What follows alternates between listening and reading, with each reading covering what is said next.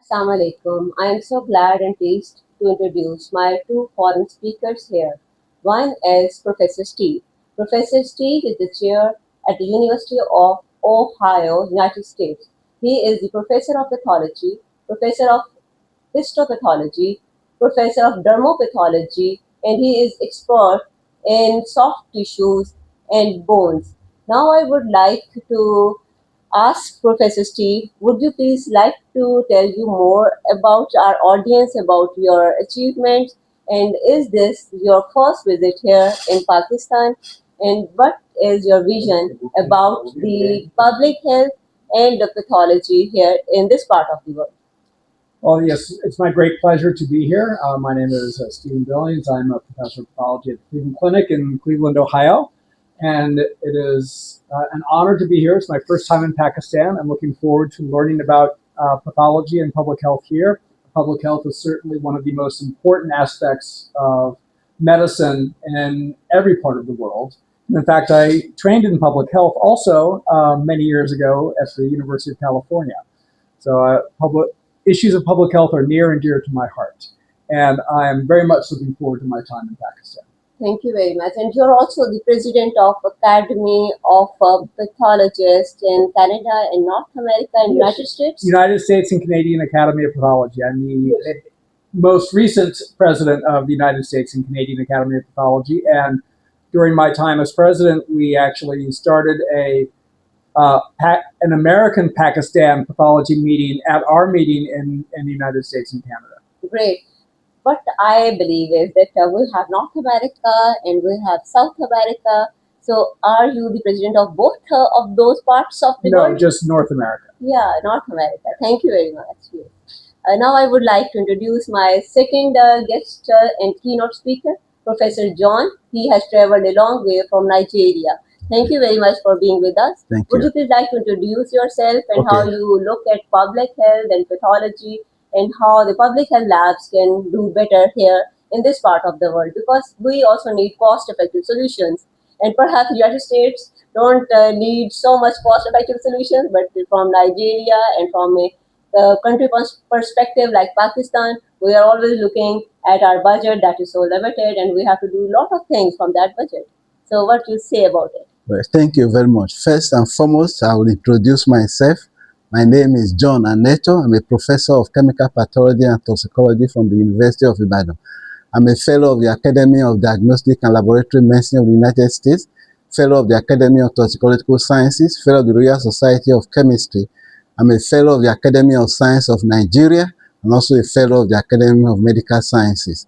I chair the Task Force on Environmental Impact of Laboratory Medicine at the International Federation of Clinical Chemistry and Laboratory Medicine. They indeed appointed me as visiting lecturer to this conference. I'm very delighted to be here.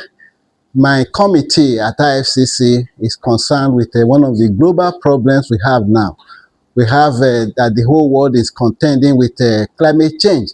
And climate change essentially arises from unsound scientific activities. No doubt science is beneficial to us, but in the process of conducting scientific activity, we also have byproducts that are damaging to the environment and damaging to the health of the population. And these days, we talk about sustainability. So we have to have a balance between the benefits and the harm that our activities do to the environment. So that is the focus of my committee, and I go around the world trying to educate people, raise awareness. Specifically, my area of toxicology is environmental toxicology, which impinges a lot on environmental health sciences and public health. And there is an area I think we could collaborate with the Institute of Public Health of Pakistan, and I look forward to this functional collaboration.